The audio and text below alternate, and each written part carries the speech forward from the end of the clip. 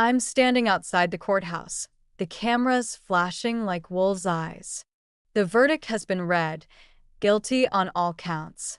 The room inside erupted in a mix of gasps, murmurs, and panic as some realized their own fates were tied to this. I look around, the weight of what's just happened settling in. But this isn't the end. It's the beginning of justice finally being served. It all started when my brother, Alex, a 32-year-old police officer, handcuffed me in a small, hometown cafe. I'm Lily, 30, and I used to be a federal prosecutor, specializing in human trafficking and organized crime. I stepped away from that high-pressure job after my daughter was born. My family was once close.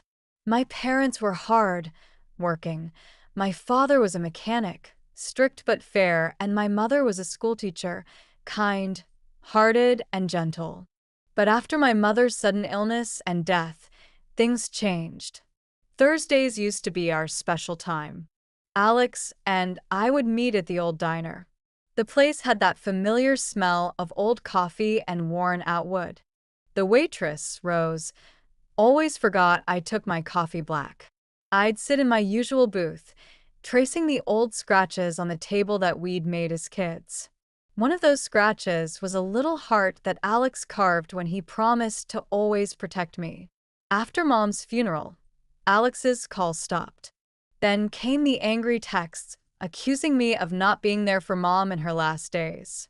I knew he was grieving, but his words cut deep. One Thursday morning, as I sat sipping my coffee, the bell rang, and in walked Alex, flanked by two young officers. He didn't even look at me as he approached, just pulled out a blurry photo from his pocket. "Stand up," he said, his voice cold. I looked at the photo of a woman in a hoodie near a store counter. "Alex, this isn't me. You know that," I pleaded. But he was relentless. "We got an anonymous tip. You matched the description," he replied flatly. Before I could say more, he cuffed me, and the cafe fell silent.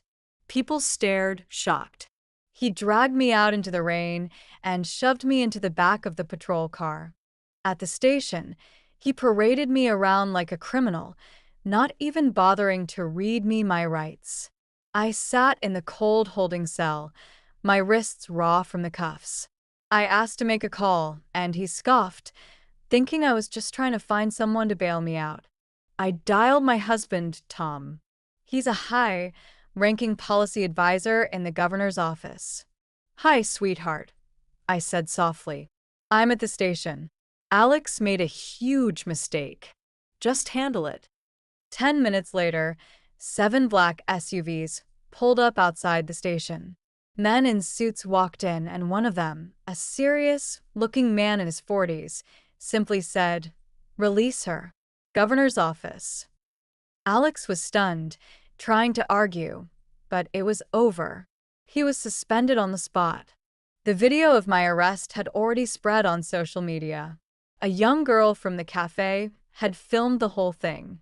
Internal Affairs started looking into Alex's actions, and that's when they found a whole web of problems. They asked me to help with the reopened investigations. I agreed, but I made sure my name was kept out of it. I wasn't going to let him use my silence again. Then I found a file from years ago. It was about a girl named Mia. She was 20 when she came to me for help, saying she'd been harassed by a cop. When I saw Alex's name in the report, I froze. My old boss, Mr. Thompson, told me to let it go, saying it would ruin my career and my family. Back then, I listened. But now, I couldn't ignore it anymore. I found Mia in a safe house. She'd been working undercover for 5 years, collecting evidence against a corrupt ring in the police department. Alex was just one of many involved. She needed my access to the precinct servers to get the final pieces of evidence. I knew it was dangerous, but I couldn't say no. I used my old clearance one last time, accessing the server from a secure laptop. I found all the incriminating files and sent them out. The press got a hold of the story, and we held a press conference at City Hall.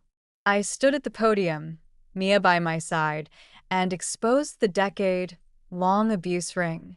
Alex tried to flee the country, but he was arrested in Paris. The trial came, and I testified. I told the jury about our past, about how he'd changed, and how his actions had hurt so many. Mia's testimony, masked to protect her identity, was powerful. It made everyone realize how long these crimes had been hidden. The verdict was guilty on all counts. Outside the courthouse, I was asked how it felt. I said, "Not all heroes wear uniforms. Some wear regret and still show up."